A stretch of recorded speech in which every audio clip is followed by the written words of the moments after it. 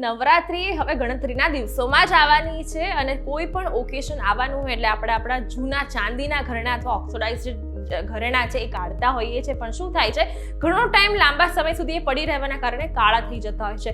એને સાફ કરવા કે પોલિશ કરવા ખૂબ જ ઇઝી છે, ઘરે બેસીને કરવાના છે. તો ચાલો શેર કરું આ ઇઝી ટ્રીક.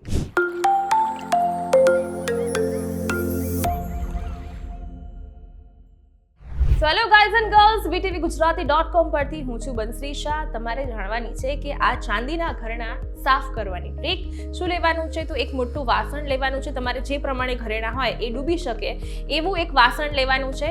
વાસણમાં પાણી લેવાનું છે 2 લીટર કે તમારે જેટલા ઘરેણા એ રીતે, અને એમાં નાખવાની છે ચા પત્તી. તમે જે ઘરે જે ચા પત્તીથી ચા બનાવો છો એ જ ચા પત્તી લઈને એમાં નાખવાની છે. 4-5 ચમચી ચા પત્તી નાખીને ઉકાળો.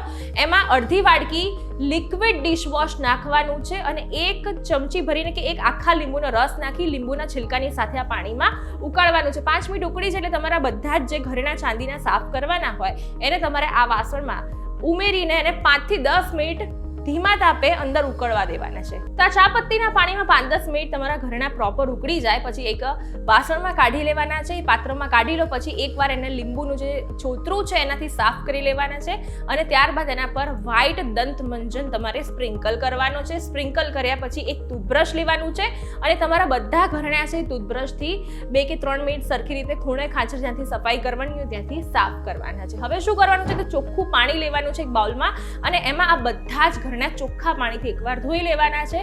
ધોઈને એને કોરા કપડાથી લૂસી લેવાના છે.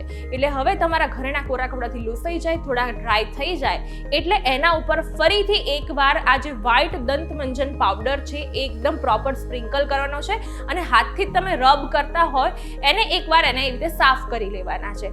આ વસ્તુ કરશે તમારા ઘરેણાને પોલિશિંગનું કામ. એટલે તમારે માર્કેટમાં જે પોલિશિંગના ખર્ચા થતા હોય છે એ પણ બચી જશે. હવે તમારું ઘરેણું જે છે 80% સાફ થઈ ગયું છે, તમે એને પોલિશ પણ કરી દીધું છે. હવે શું કરવાનું છે, એક ટૂથબ્રશ લેવાનું છે, કોરું ટૂથબ્રશ લેવાનું છે, ભીનું ટૂથબ્રશ નથી લેવાનું. અને તમારા ઘરેણા છે ફરી એકવાર એ બ્રશથી જે એક્સ્ટ્રા દંતમંજન પાવડર ચોંટ્યો હોય એને કાઢી લેવાના છે. બસ તમે એકવાર આ ઘરેણા ઉપર આ પ્રયોગ કરી જો, તમારા ઘરેણા છે એ એકદમ ચમકી ઉઠશે, એની બધી જ કાળાશ જે છે એકદમ જતી રહેશે અને ઘરેણા નવા જેવા જ લાગશે.